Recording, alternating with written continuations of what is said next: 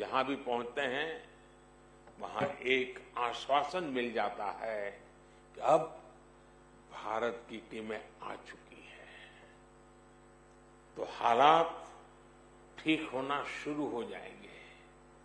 और जो सीरिया का उदाहरण बताया कि जो बक्से में जो ध्वज लगा था, बक्सा उल्टा था तो ऑरेंज कलर नीचे था, केसरिया रंग नीचे था, तो वहां के नागरिक ने उसको ठीक कर करके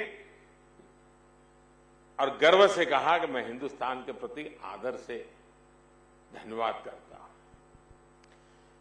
तिरंगे की यही भूमिका हमने कुछ समय पहले यूक्रेन में भी देखी। जब भारतीय नागरिकों के साथ साथ संकट में फंसे अनेक देशों के साथियों के लिए भारत का तिरंगा ढाल बना। ऑपरेशन गंगा सबके लिए आशा बन करके उसने एक बहुत बड़ी एक मिसाल कायम की। अफगानिस्तान से भी बहुत ही विपरीत परिस्थितियों में हम अपनों को सकुशल लेकर के वापस आए। हमने ऑपरेशन देवी शक्ति चलाया।